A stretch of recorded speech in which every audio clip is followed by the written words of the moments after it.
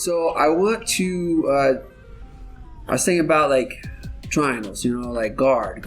That was a big thing when I was coming up because my training partner was Barrett, and Barrett was a guard expert. As far as I was concerned, he was the one who was teaching me how to do all these triangle setups and what to do in the triangles.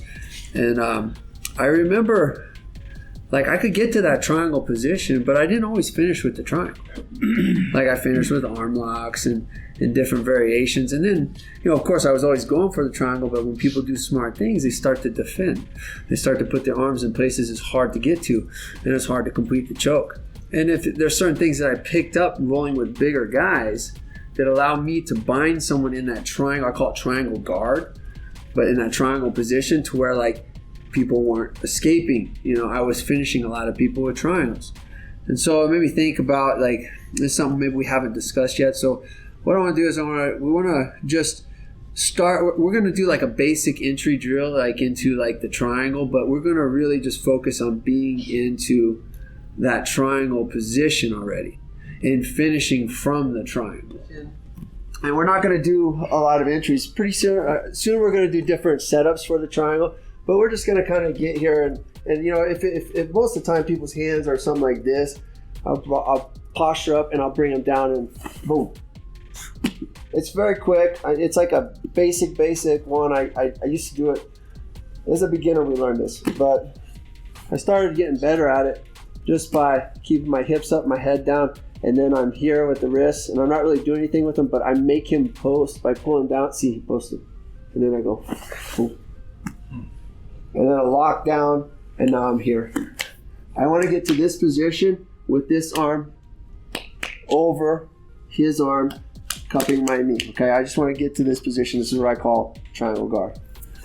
So it doesn't matter what setup. You might like that setup. You might be like, no, that's not really my setup. I like some of the other ones you showed, Steve. Maybe you like this kind of stuff to get to it. Whatever the case, we're just getting there.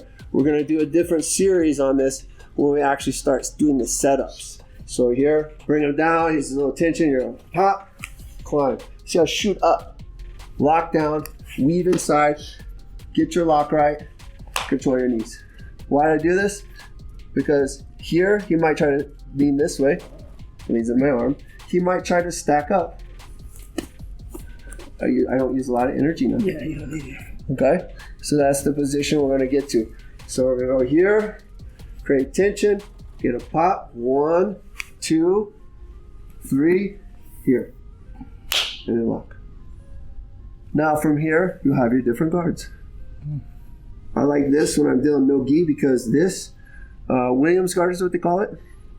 This really keeps this arm where I need it.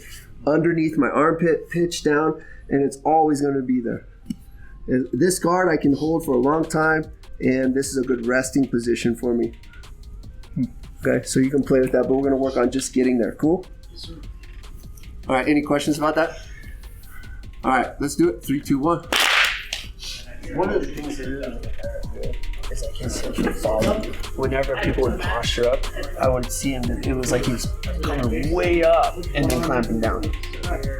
Because you might have to chase it a little bit because you don't really have, like, where you're controlling the posture. You're not. It's a surprise. So, but your hips can follow.